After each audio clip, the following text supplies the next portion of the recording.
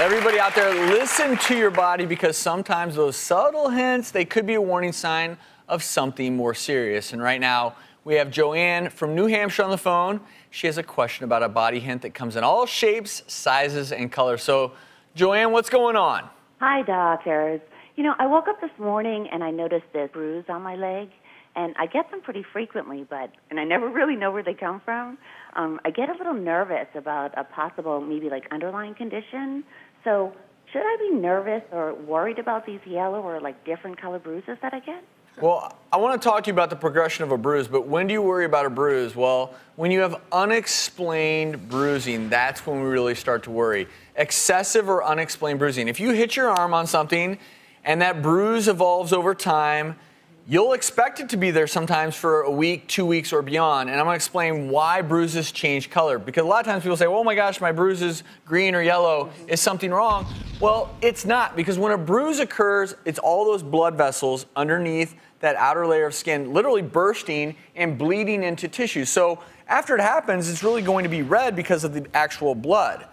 Then over the next day or so, what you're going to find by day 1 to by day 2, it's going to have turned purple. And really what this process is it's as the hemoglobin breaks down, it breaks down into different colors. Then maybe around day 6 or so, you're going to notice that that deep purple has actually maybe turned greenish in color. And this is where things get a little bit obscure because, wait a minute, a green bruise, that's as the hemoglobin breaks down into something called biliverdin. And then over time, over the next few days, that's when you might start to see around day 8 a yellowish hue, and that's as that hemoglobin breaks all the way down to bilirubin, which interestingly, we talk about jaundice when you have yellow skin. That's also from bilirubin. And it's really as those products of your blood are being broken down underneath your skin, it'll change colors. Usually, after a few weeks, that bruise is going to start to diminish. But every now and then a bruise can last for 2 weeks and beyond.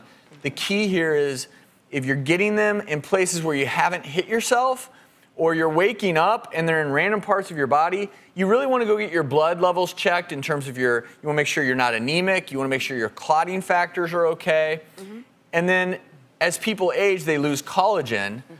That's right. And their capillaries become more fragile, and you're just more prone. Your bruisability increases as you age. The other point, I think, make sure you're not taking something that can lead to bruises, aspirin, other medications. A lot of supplements that people take may affect bruising as well. So Joanne, my advice to you is if you're waking up and you're like, oh my gosh, there's a bruise here and a bruise there and I have no idea how they got there, it is worth going to talk to your doctor just to get some basic blood work done to make sure that you're not low on clotting factors or anemic, etc.